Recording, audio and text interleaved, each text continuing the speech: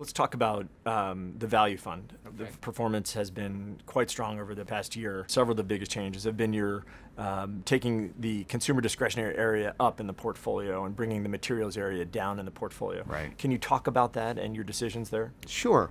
Well, the materials area was never really a business that I'd fallen in love with, so we exited some of those.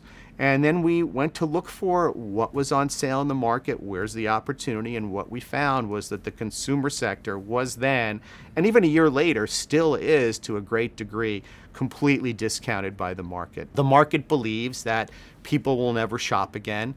Totally not true. Christmas season of 2013 wasn't great. And that's okay. I mean, the companies that we're invested in, even though Christmas was tough, they were all very profitable, had nice returns in their businesses. And again, once things get better and earnings go up, they'll get higher valuations. Is there a return profile you look for consistently? Yeah, we're looking for double-digit returns on capital.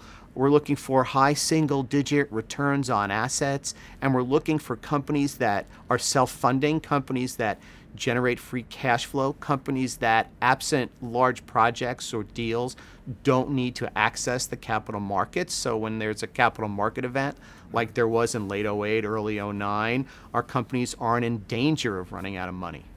One of the other things you've done in the fund over the past year is cut the number of names. Take us through your thought process there. I'm not sure it was an overt thought process to take the number of names down.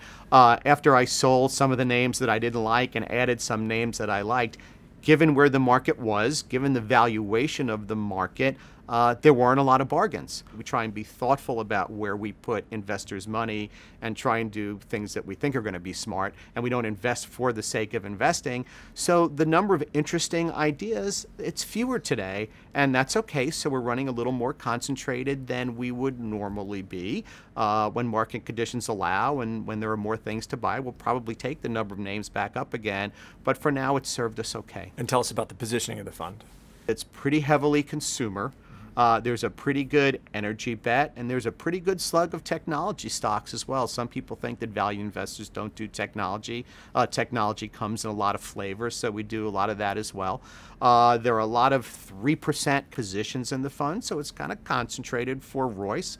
We have somewhere between 50 and 60 names in the current environment. We spent a little time on consumer discretionary. Talk about some of the industry themes you might be seeing in technology. It's all over the place. There's some technology, semiconductor capital equipment. There are services. We own a call center business. It's not a high-tech company, but it's low technology. We do companies that are in the military supply business and military IT. So it's defense-oriented, but it also has a technology component. So it's more than just chips and bits and bytes. How should investors think about the value fund? Well, I think the first thing to think about is it's a 3 to 5 year endeavor for anyone who decides to join us in the value fund. And I'm a big shareholder of the value fund, and everything we do is very long term.